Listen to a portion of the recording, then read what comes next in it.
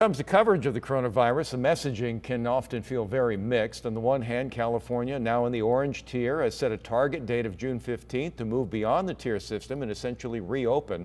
Meanwhile, 15 states, including our neighbors Nevada and Oregon, are seeing an uptick in cases. And we're joined now by UCSD Chief of Epidemiology, Dr. Andrea LaCroix. Dr. LaCroix, welcome.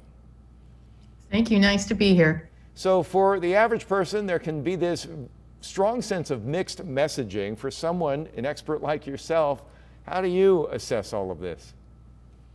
So let's try to put the messages in context, because it's a complicated situation, not just in California, but in the context of our whole country and then in our whole world. The good news is that about a third of the U.S. population has received at least one vaccine now, and we crossed the 40% threshold in San Diego for at least one vaccine this week.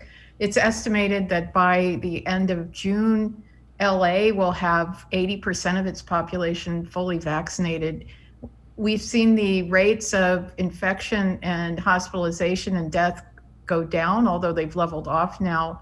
In some parts of the country, it does look like there's a fourth wave brewing, and a lot of concern about the UK variant, as you mentioned. But we can't stay in lockdown forever. And in the context of where we are in California right now, with lower infection rates and lots of vaccinations having been given, it really makes sense for us to get kids back to school, and start moving cautiously back towards a life that's not just quarantined at home. So the mixed message is that, yes, there's going to be, the pandemic's not over. It won't be over for quite a while, and it won't be over until it's really gone, not just from California or the US, but from the world as a pandemic infection. On the other hand, I think all of the guidance will change if things start going the other way strongly, but I really support us using common sense measures and not having the government mandating us to stay home when we have so much good decrease in the pandemic going on in our own community. When will you know that the pandemic's over?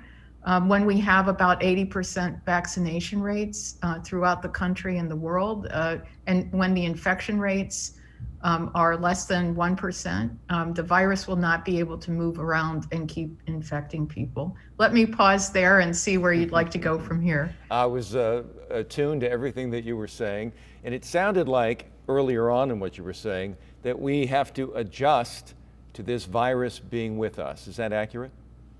That's accurate. And a lot of people don't realize, but the 1918 flu pandemic is still with us. The variants that emerged in 1918 have changed over time. Some years are worse than others.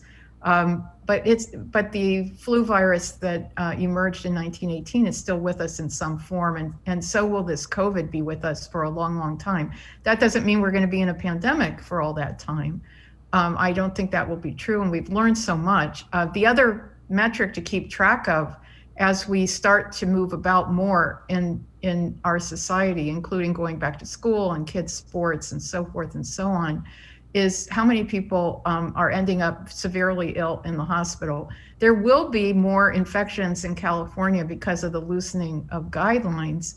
Hopefully, because of many people in high-risk groups being immunized, there'll not be as many people needing to go to the hospital, and hopefully we won't see the death rates rise. I might just mention that it's estimated that another 60,000 plus Americans will lose their lives by the end of June from the COVID-19 pandemic. And what we're really trying to do in public health is reduce that number as much as possible while we get back to a life that's not completely quarantined. Dr. Andrea LaCroix, thank you very much for your time and your insights into what's going on right now.